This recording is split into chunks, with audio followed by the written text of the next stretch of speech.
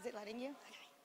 All right, Dave. So let's talk about the low barrier to entry and to investing. I mean, you don't have to invest $100,000 or $1 million to get into it, right? So that's what you're saying, that women can put forward $5,000.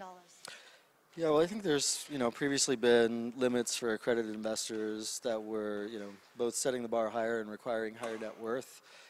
Recent changes in the Jobs Act have now, made that bar much lower, and people can make, $5,000 to $10,000 investments.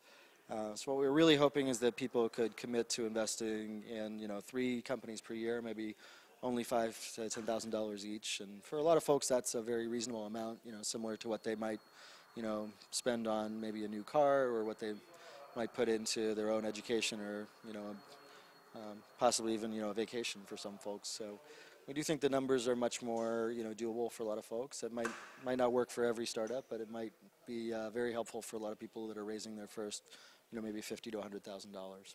And so if someone out there sees this and they want to invest, could they go to you and say, hey, I have $10,000 to invest? Would you take something like that? Well, we're not the person they need to ask. Ultimately, it's going to be the founder of the companies, but we do encourage a lot of our companies to raise advisory rounds when they're first getting started, of between maybe 50 to 250,000, and we actually have our mentors co-invest with us on what we call mentor notes, which are $5,000 to $10,000 investments. And they do that separately. That's again still up to the startups, but yeah, we do think even most investors are probably going to be involved more at $25,000 and up. But I've done personal angel investments in the past for $5,000 to $10,000, and it's not always the money that matters as much as the advice and attention. But money does kind of matter when people ask you if you've invested, and you want to be able to say that you have put money to work, and people want to be able to use your investors' names to help raise additional funds as well. The other thing you mentioned was kind of, how can people learn more about angel investing and make sure they understand what's going on. Part of that is really there are tons of great resources out there. AngelList and Venture Hacks are 2 services that have been put out by Naval Ravikant and Nivi.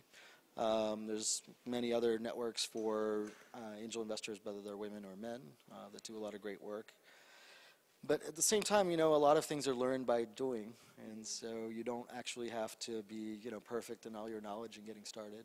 When I got started, I really, wasn't that knowledgeable about investing, and a lot of time you learn more by, putting money to work and doing it than just reading about it or hearing other people's experiences.